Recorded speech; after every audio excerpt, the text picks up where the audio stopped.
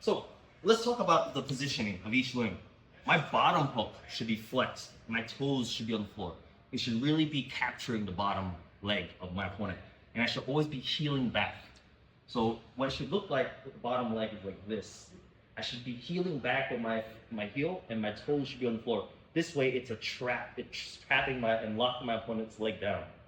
Now the top leg can live with the hook inside the thigh, and my knee inside, like a high knee shield or like a traditional half guard, or on the outside. It depends.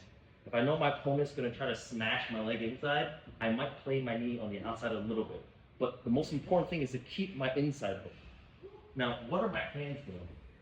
My hands, my top hand is gonna have a cross shoulder frame. So my elbow is gonna be on this shoulder, my wrist is gonna be on this shoulder. And my forearm should ideally be underneath his chin. And what this is going to do is it helps me frame and control his head. If he starts to pass this way, I can keep this pressure here with my elbow. If he starts to pass with his head this way, I can start to lift his head up with this frame. And you're gonna find that it's gonna be very, very helpful, especially if our opponent's trying to pass a lot from half butterfly. The inside hand is gonna control the bicep or the wrist.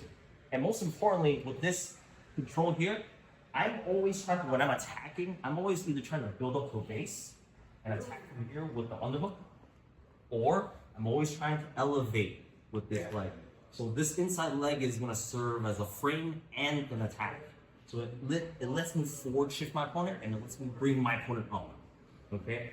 Now, you're gonna find that the Sumigaishi is the lifting, the elevator hook is going to be your primary jab in this position.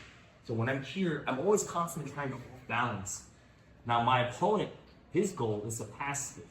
So he's gonna want to either pass with the elbow inside here and flatten my hips out, or he's gonna try to smash his leg and pass it with a different half guard. Okay?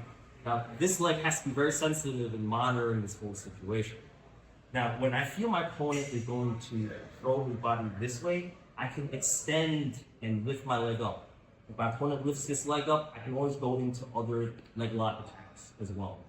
If we look at Owen O'Flanagan, his idea is usually to bait the head control. So if my opponent tries to get head control, he likes to go for more traditional toy bar setup. So a lot of the new school guys will always say, the old school guys, traditional guys will always say monitor this hand and do Kimura, Americana, hip bump, elevator hook, and whatnot. The new school will go more leg locks and go more toy bar.